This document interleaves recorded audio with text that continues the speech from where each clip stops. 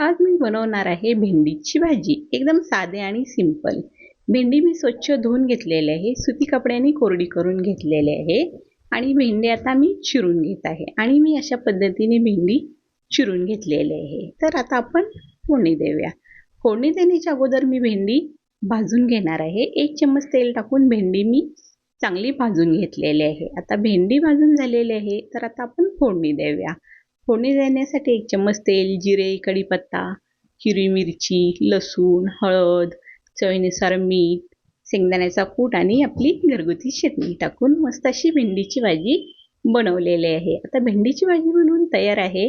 आता आपण वरण बनवूया. आता वरण देखील मी अगदी साधी सिंपल पद्धतीने वरण देखील बनवलेलं आहे.